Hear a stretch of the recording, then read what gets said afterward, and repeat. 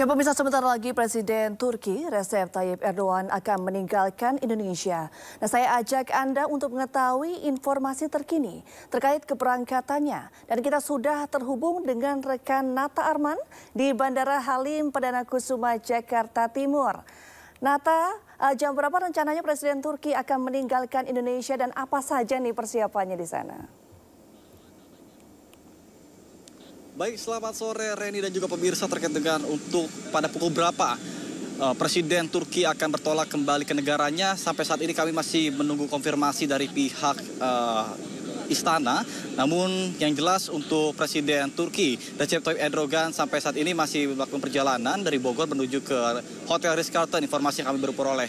Kemudian nantinya setelah dari hotel akan bertolak menuju ke Halim Perdana Kusuma untuk diberangkatkan kembali ke negaranya. Dan dapat disaksikan juga pemirsa bahwa di belakang saya sudah terlihat jelas pesawat jenis Boeing 747-400 yang akan digunakan atau mengangkut Presiden Recep Tayyip Erdogan. Ini sudah dilakukan persiapan secara matang, dilakukan pemeriksaan, kemudian juga sudah dipanaskan mesinnya.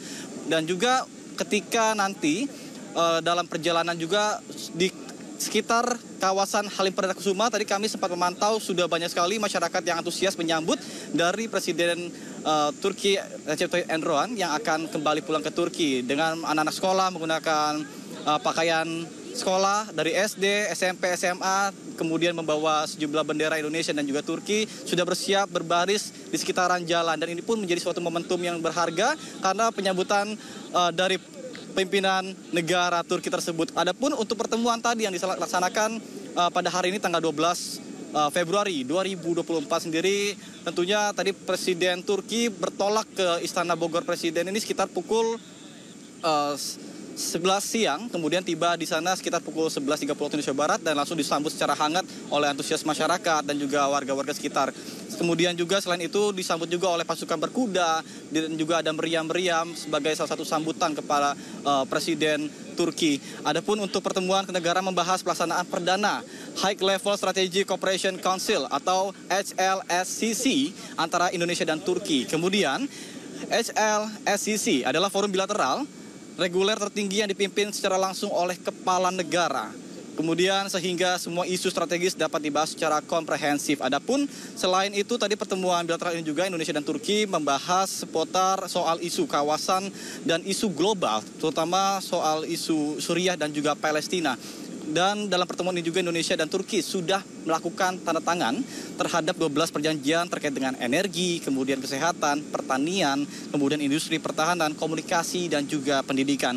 Kemudian diskusi juga soal pertahanan yang telah dijalin kerjasama sebelumnya, ini akan dikembangkan kembali di masa yang akan mendatang untuk memperkuat antara kedua negara, antara Indonesia dan juga negara Turki. Kemudian Turki dan Indonesia juga tentunya senantiasa meningkatkan perdagangan hingga target 10 miliar US dollar atau sekitar 160 triliun rupiah per tahun dengan balance yang sama. Kemudian juga menyoroti terkait dengan industri potensi yang terus digenjot, terutama terkait dengan pembangunan IKN atau Ibu Kota Nusantara.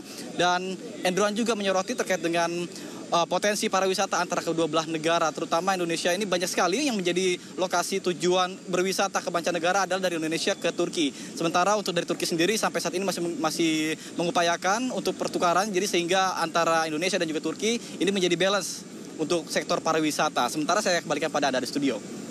Baik, terima kasih atas laporan Anda rekan Nata Arman dari Bandara Halim Perdana Kusuma, Jakarta, dan selamat bertugas kembali Nata.